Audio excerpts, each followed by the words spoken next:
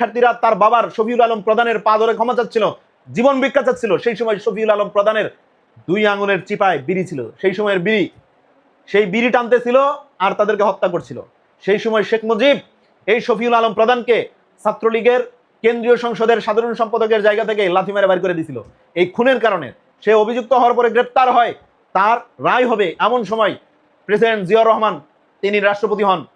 তিনি যখন রাষ্ট্রপতি হন তখন তার কাছে সাধারণ ক্ষমা প্রার্থনা করে এই শফিউল আলম প্রধান, তিনি ক্ষমা করে দেন, বিদায় আজকে শফিউল আলম প্রধান রাশেদ প্রধানকে জন্ম দিতে পেরেছেন। আর রাজনীতি প্রথমেই আমি বলে নেই বাচ্চাদের জন্য খেলার জায়গা না। জামাতের আমির শফিক সাহেব থেকে শুরু করে এই যে জোট নেতা যারা আছে অধিকাংশই হলো শিশু, যারা সংসদে গেছে এরা আরো বড় ধরনের শিশু। এই শিশুদেরকে নিয়ে বিরোধী দলের নেতা রাজনীতি করে। এই শিশুদের জন্য তো আসলে রাজনীতি না, এদেরকে খেলার মাঠে পাঠান, এদেরকে এই যে শিশু পার্ক নির্মাণ হচ্ছে এই শিশু পার্কে পাঠান, এরা ওখানে গিয়ে খেলাধুলা করুক, এরা আসলে রাজনৈতিক মাঠে আইসা দুষ্টুমি করবে।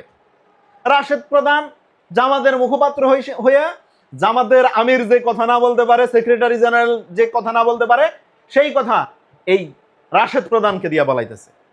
আপনারা কিছুদিন আগে দেখছেন এরা ভাড়া করছিল পিনাকিকে, যখন দেখলো পিনাকি মার্কেট আউট, এরপরে ভাড়া করলো নাসিরউদ্দিন পাটোয়ারিরে। নাসিরউদ্দিন পাটোয়ারিও যখন মার্কেট আউট, এখন আবার নতুন করে ভাড়া করছে এই রাশেদ প্রধানকে। এই রাশেদ প্রধানের ইতিহাস যদি আমরা বলতে চাই, আসলে এটা আসলে ব্যক্তি সমালোচনা করা উচিত নয়, তারপরও করতে হচ্ছে। রাশেদ প্রধানের বাবা হইল শফিউল আলম প্রধান, যিনি ঢাকা বিশ্ববিদ্যালয়ের মহসিন হল এবং সূর্য সেন হলের 7 জন শিক্ষার্থীকে গুলি করে হত্যা করেছেন এবং তার নেতৃত্ব দিয়েছেন। যখন শিক্ষার্থীরা তার বাবার শফিউল আলম প্রধানের পা ধরে ক্ষমা চাচ্ছিল, জীবন ভিক্ষা চাচ্ছিল, সেই সময় শফিউল আলম প্রধানের 2 আঙুলের চিপায় বিড়ি ছিল, সেই সময়ের বিড়ি, সেই বিড়ি টানতেছিল আর তাদেরকে হত্যা করছিল। সেই সময় শেখ মুজিব এই শফিউল আলম প্রধানকে ছাত্রলীগের কেন্দ্রীয় সংসদের সাধারণ সম্পাদকের জায়গা থেকে লাথি মেরে বের করে দিয়েছিল এই খুনের কারণে। সে অভিযুক্ত হওয়ার পরে গ্রেপ্তার হয়, তার রায় হবে এমন সময় প্রেসিডেন্ট জিয়াউর রহমান তিনি রাষ্ট্রপতি হন।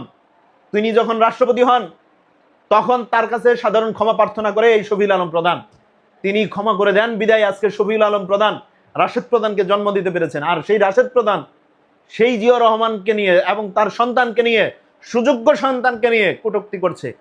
সে কুলাঙ্গারের ব্যাখ্যা আমাদেরকে শেখায়।